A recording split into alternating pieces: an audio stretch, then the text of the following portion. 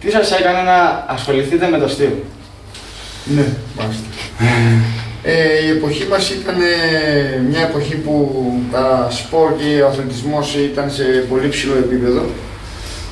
Αυτό που με έκανε να γίνω γυμναστής, προπονητής, ήταν ο γυμναστής μου, ο οποίος είχε ένα χαρακτήρα και ένα ύφος πολύ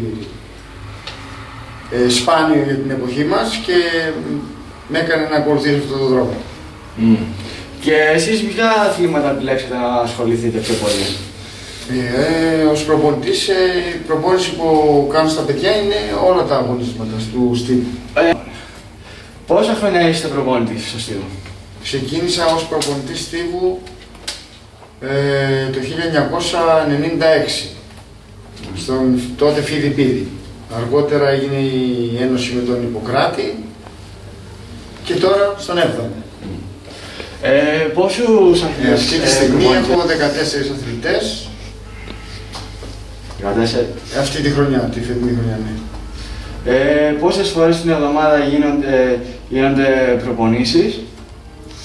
Προπονήσεις είναι καθημερινά 5 με 7 στο στάδιο, το νέο στάδιο Ανταγόρας και το Σάββατο 10-12 το πρωί.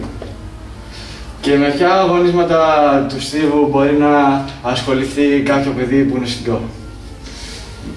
Υπάρχουν κάποια αθλήματα που μπορεί να μην έχει ένας που ξεκινάει αρχικά? Το πιο δύσκολο που μπορούμε να πούμε ότι είναι δύσκολο στην προπόνησή του είναι το άλμα επικοντό, το οποίο χρειάζεται ειδικό εξοπλισμό, το κοντάρι δηλαδή παραδείγματος χάρη που δεν έχουμε τα απαραίτητα μέτρα, αλλά όλα τα άλλα τα αγωνίσματα μπορούμε να τα προπονήσουμε και να ασχοληθεί ένας αθλητής.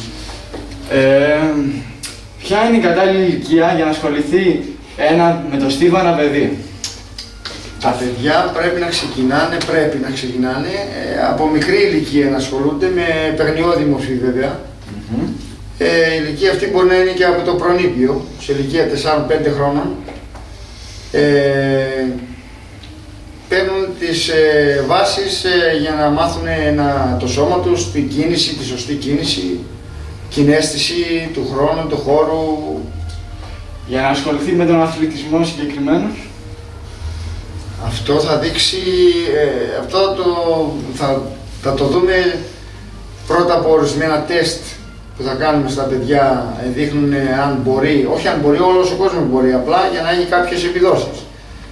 Και αν το θέλει και το ίδιο το παιδί, γιατί ο στίβος είναι λίγο δύσκολο, δεν είναι μπάσκετ ή ποδόσφαιρο που είναι παιχνίδι και τα παιδιά περνούν διαφορετικά. Είναι λίγο μοναχικός ο στίβος και πρέπει να έχεις δύναμη ψυχής. Τι θα λέγατε σε ένα παιδί για να το πείσετε να ασχοληθεί με το στίβο? Το πρώτο πράγμα που λέω εγώ είναι ότι ο στίβος είναι η βάση για όλα τα αθλήματα. Δηλαδή, ένας αθλητής ο οποίος είναι καλός στο στίβο μπορεί να κάνει εύκολα και να τον βοηθήσει ο στίβος να έχει καλύτερες επιδόσεις σε όλα τα άλλα αθλήματα. Αυτά έχουμε να σας ρωτήσουμε. Ευχαριστούμε πολύ. Ευχαριστούμε πολύ. Και πιστεύω